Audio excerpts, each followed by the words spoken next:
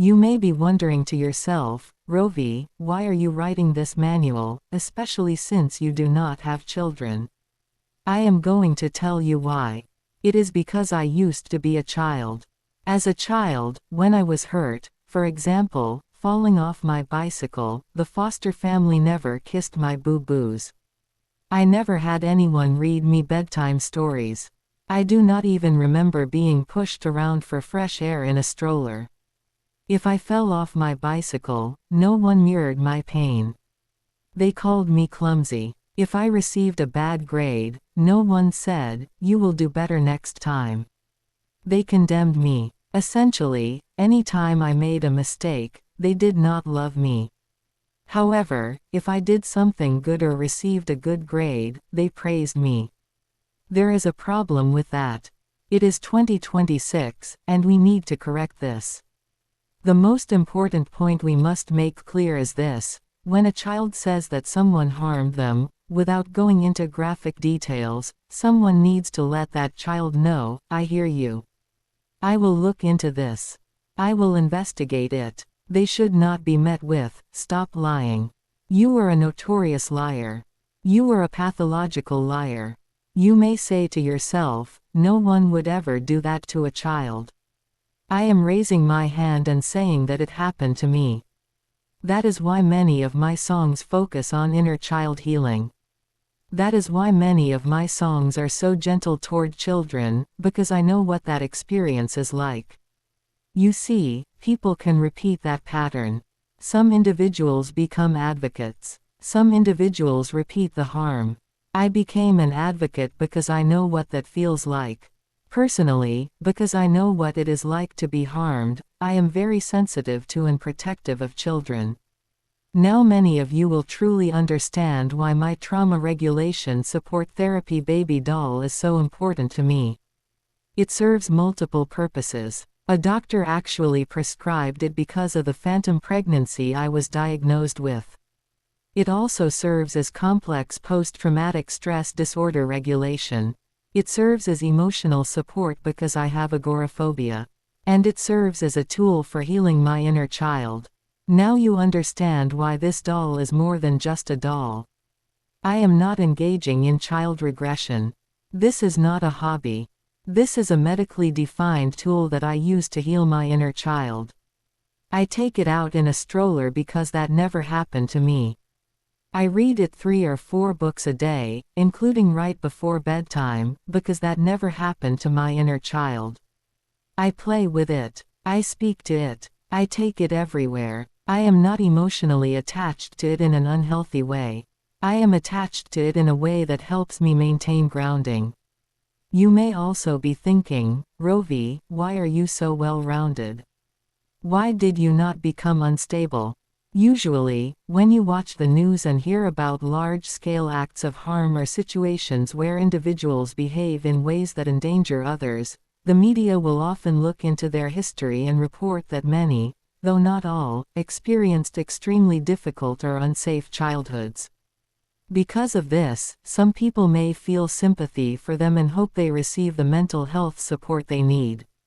Adults understand that when individuals grow up in circumstances where they were not protected, and had no influence over their development, certain patterns can become embedded in their thinking. These patterns can distort their judgment before they are old enough to understand right from wrong. This is why, in comment sections, you may see mixed reactions.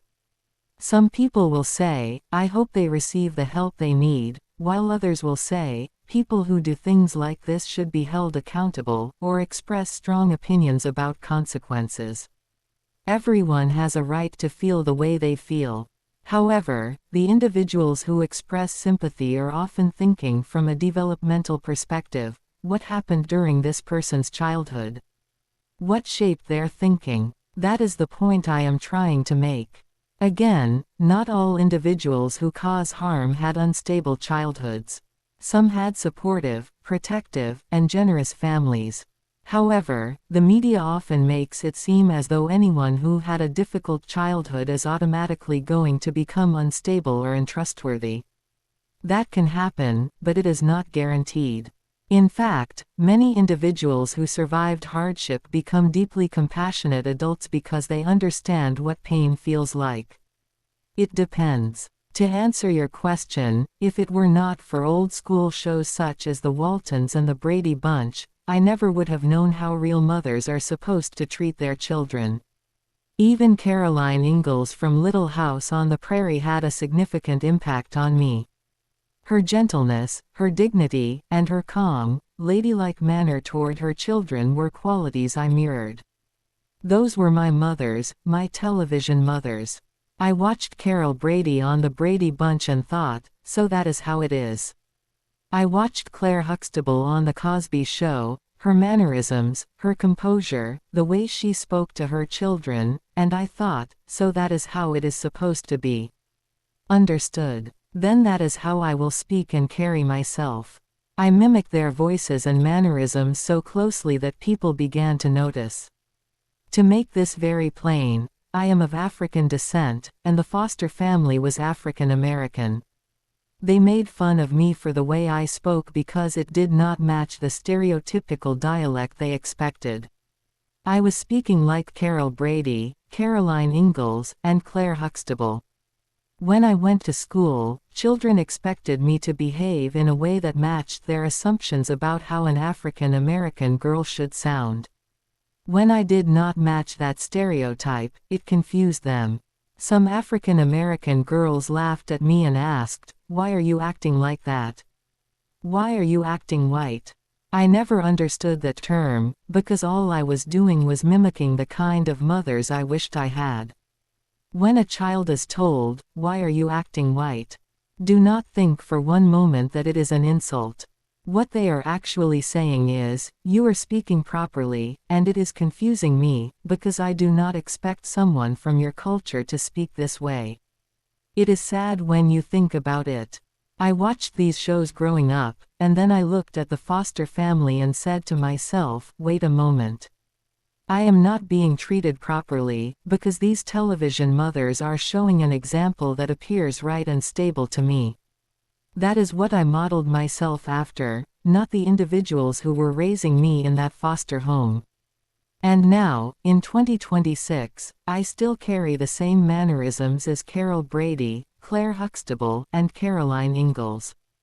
They were fictional characters playing roles, yet they shaped the way I speak, the way I carry myself, and the way I interact with others.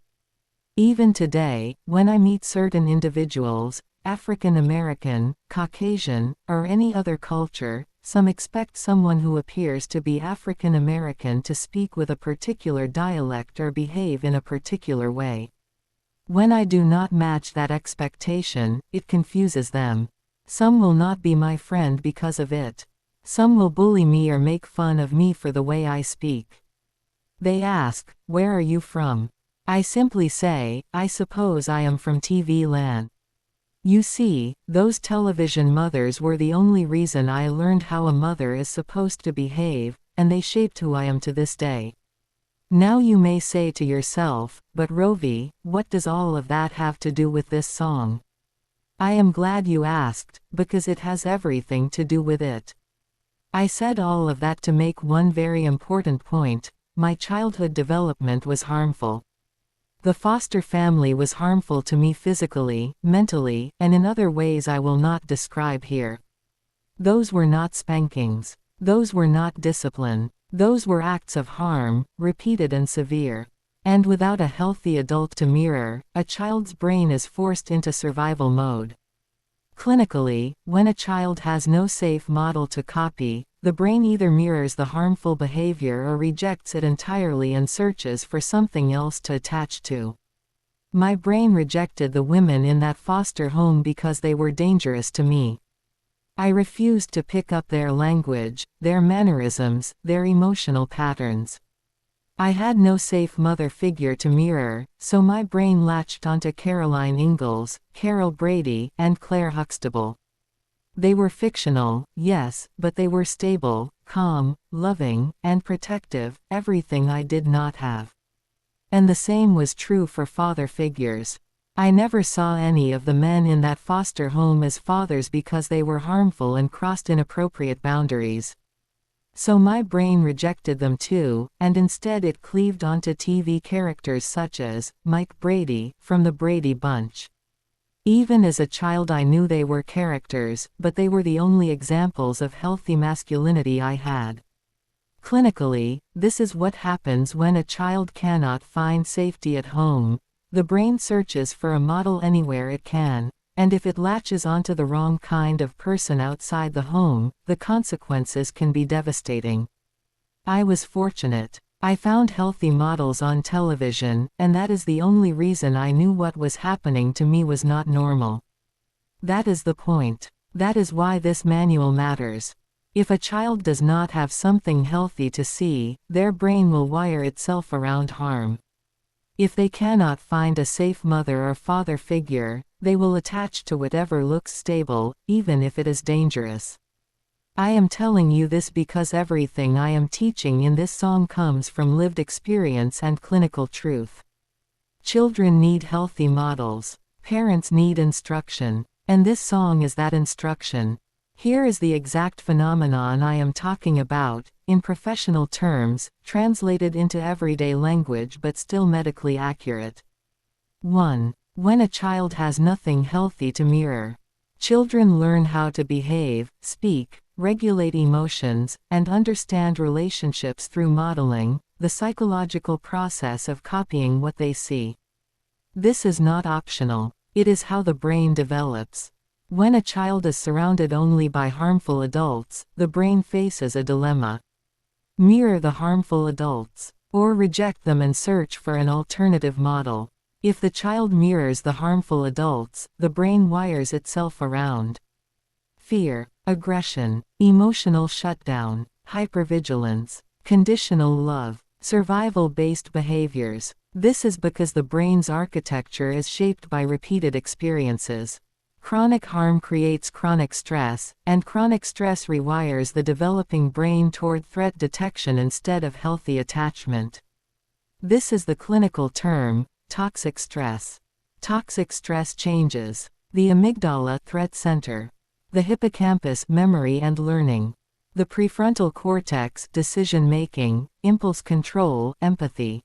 This is why children raised in harmful environments often repeat the pattern, not because they want to, but because their brain was trained to. 2. When a child rejects harmful adults and searches for someone else to mirror.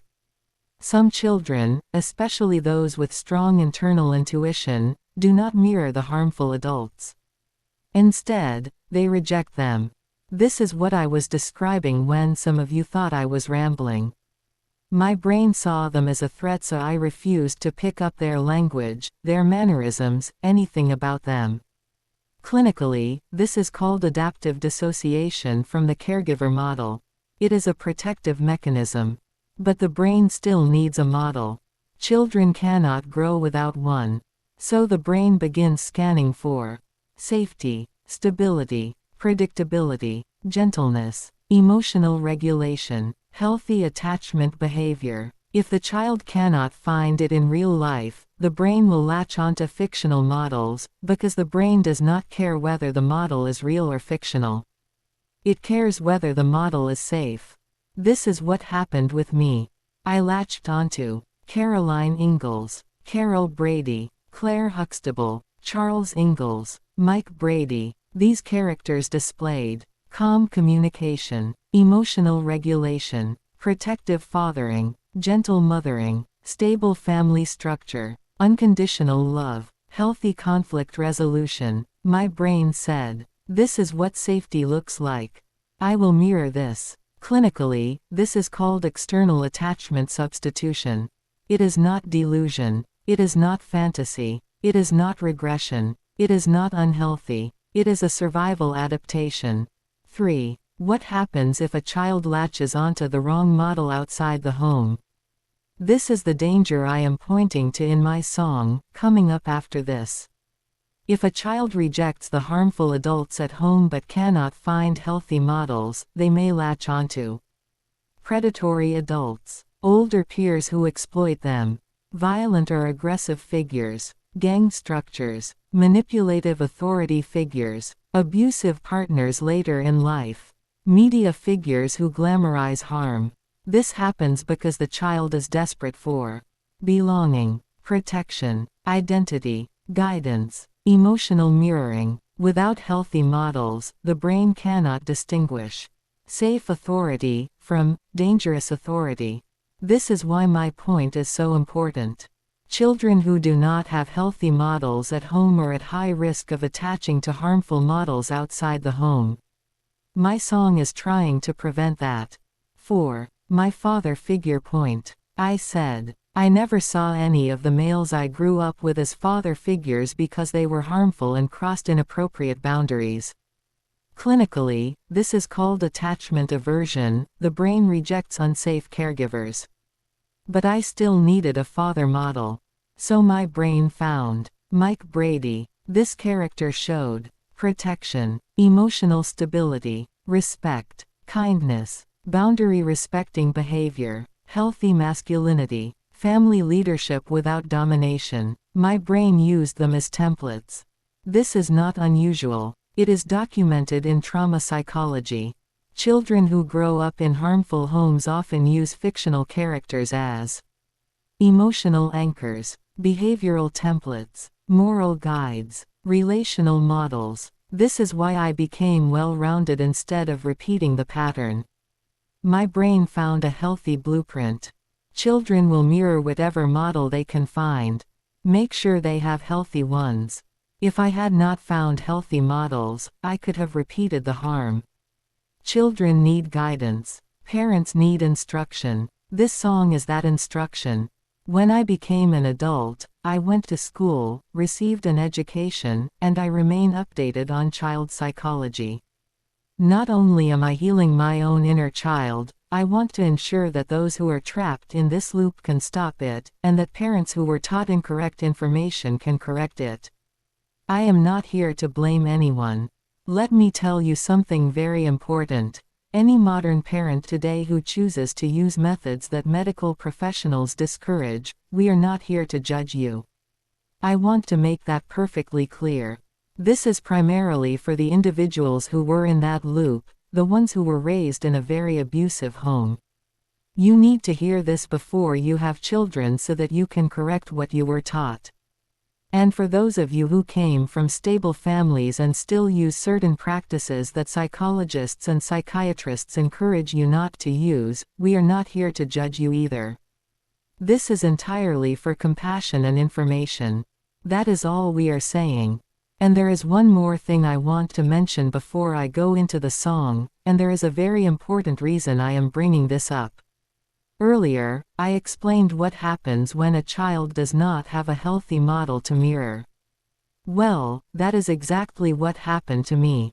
Because I grew up without safe adults, I ended up getting involved in groups that I thought were loving, accepting, and protective.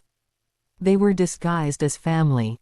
They mirrored whatever I was searching for: belonging, stability, guidance, and they presented themselves as the family I never had.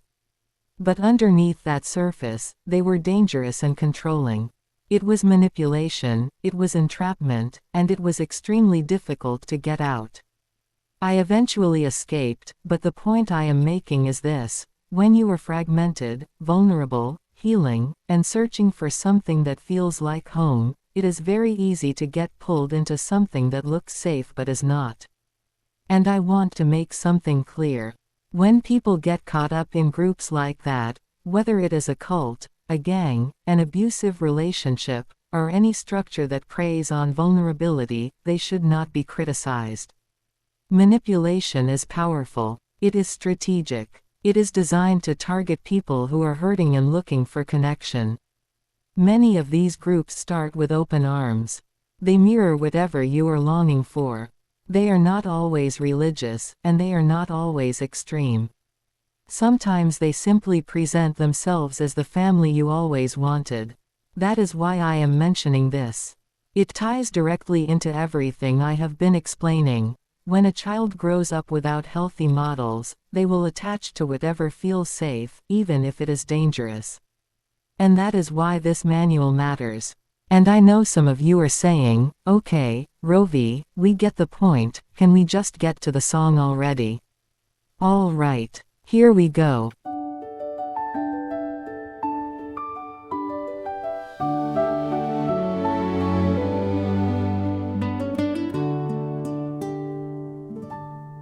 Did you read the manual before you say we are having a baby?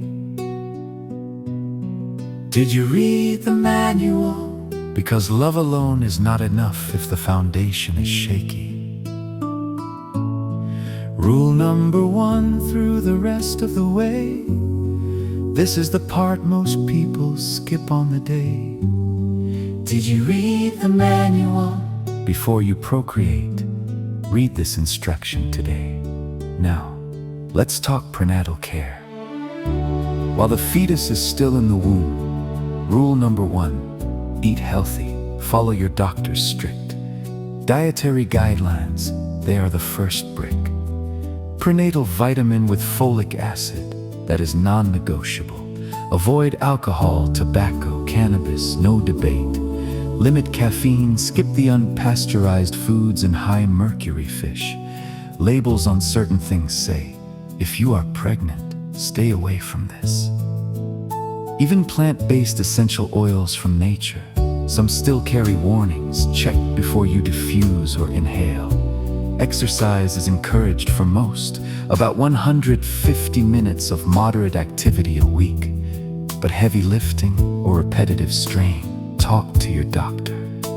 They no longer prescribe blanket bed rest, yet rest when it is needed and listen when risks appear. We are not criticizing anyone who works until 9 months. We are educating why the body asks for care at certain points. Rule number 1 starts before the first cry. Protect the one who cannot speak yet. That is the reason. They say raising a child comes with no instructions. Now you have no excuse. Now, let's talk about newborn to early infancy and brain and ears. After the child is born, the infant stage begins. 0 to 6 months, the brain is wiring at high speed. Serve and return. They babble, gesture, or cry. You answer with eye contact, voice, and touch. Those back and forth moments build the architecture strong. When those responses are missing, stress begins to write a different path. Their ears are more sensitive than an adult's. Noise above 70 decibels over time can damage hearing. Loud toys, sleep machines placed too close, concerts, fireworks, protect them early. If it sounds too loud for an adult, it is too loud for the baby. Hearing protection exists for a reason. Distance and volume control matter. This is how their brain and hearing develop safely. They say raising a child comes with no instructions. Now you have no excuse. Now, let's talk about toddler to early childhood and safety and positive discipline. 1 to 7 years, curiosity is on full display. They reach for the outlet with a fork, climb what they should not, test every boundary. This is where redirection belongs. Remove the hazard, guide them to something safe. Distract, teach, supervise. Never shame, never strike, never raise your voice in anger. The American Academy of Pediatrics is clear. Corporal punishment, yelling, and humiliation do not work long-term and leave lasting marks on the developing brain. Use positive reinforcement of the good, clear limits and natural consequences that fit the age. Model the calm you want them to carry forward. If they fall, mirror the pain. Do not call them clumsy. If the grade is low, encourage them. You will do better. Do not condemn them. Conditional love teaches that love must be earned by performance. We break that pattern here. Love remains constant while behavior is guided gently. They say raising a child comes with no instructions. Now you have no excuse. Now, let's talk about when a child reports harm. And the most important rule of all, Listen when they speak of harm, without graphic details, simply this. When a child says someone hurt them, the answer is never stop lying. You are a notorious liar. You are a pathological liar. The answer is, I hear you. I will look into this. I will investigate it. Believe them first. Stay calm. Give full attention. Tell them, you did the right thing by telling. This is not your fault. Then act. Support them. Report if needed and protect them. Fear of not being believed is why so many remain silent. You change that cycle the moment you choose to listen and keep the door open. They say raising a child comes with no instructions. Now you have no excuse.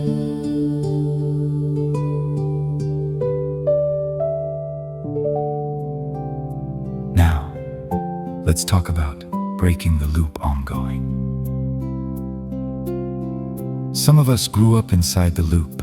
Abusive homes foster instability, conditional praise. We can repeat the pattern or become the advocates who rewrite the path. I chose to become an advocate because I know what it feels like.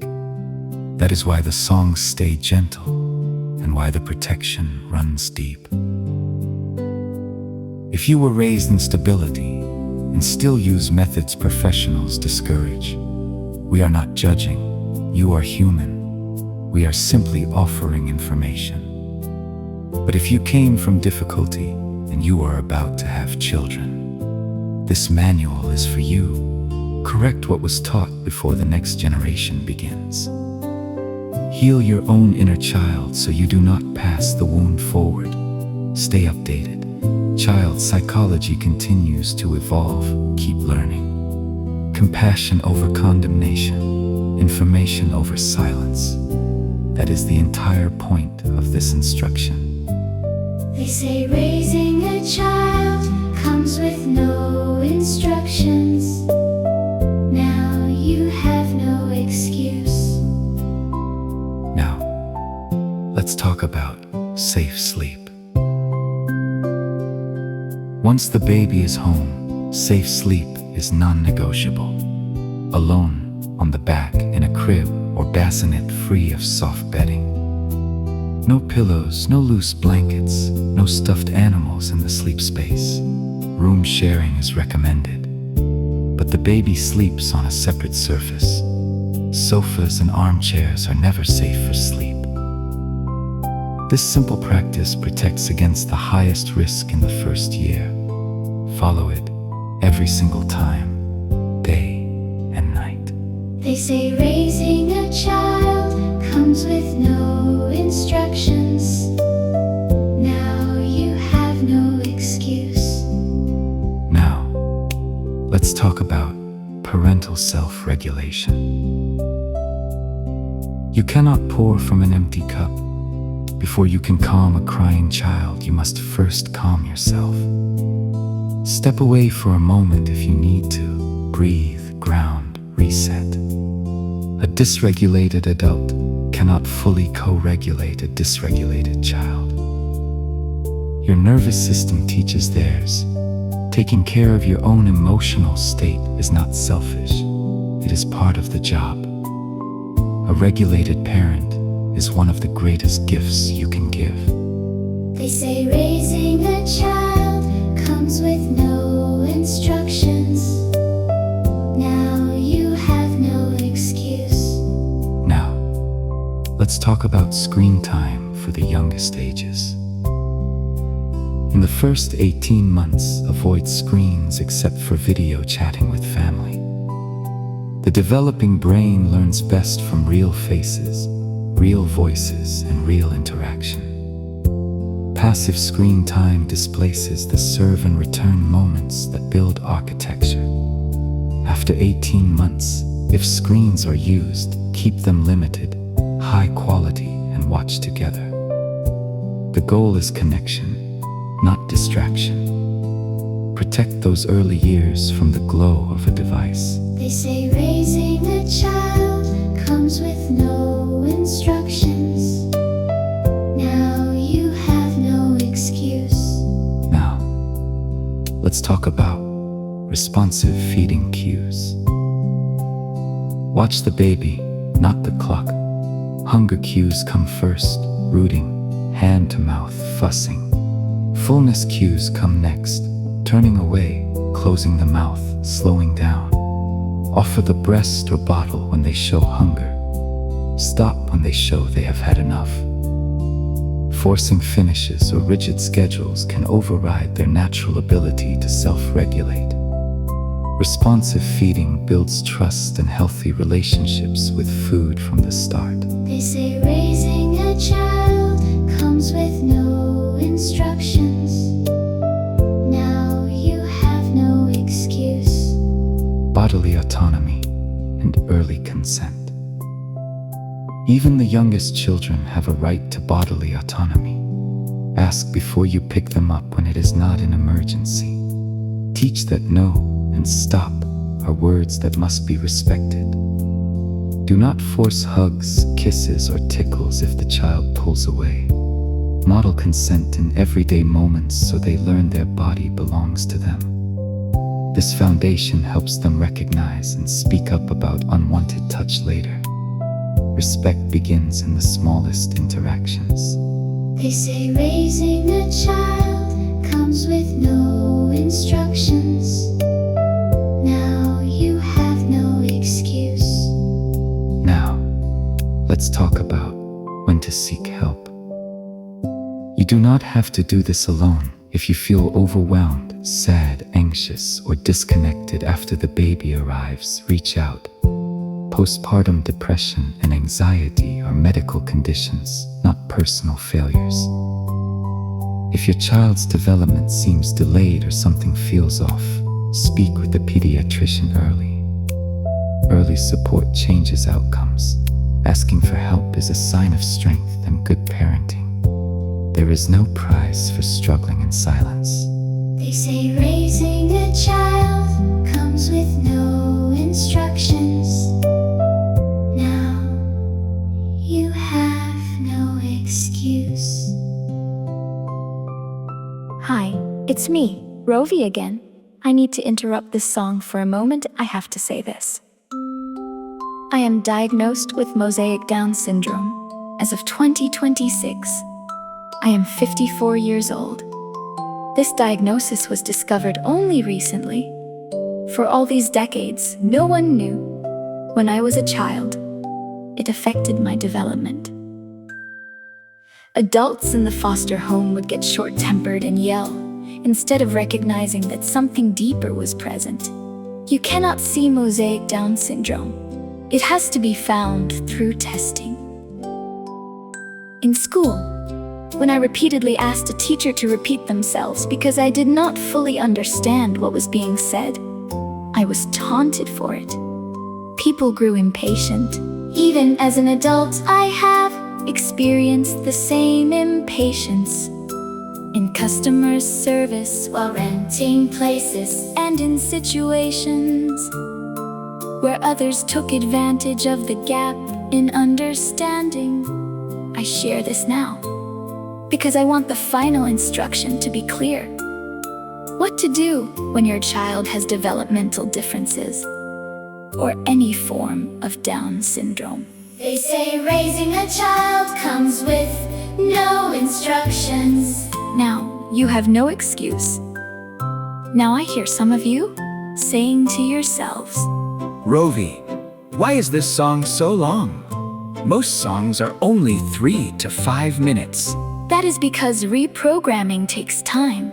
Deprogramming old patterns does not happen in a short track. No one hands you a perfect manual at the hospital door, but the knowledge exists. Pediatricians, psychologists, and the current science. You do not have to be perfect.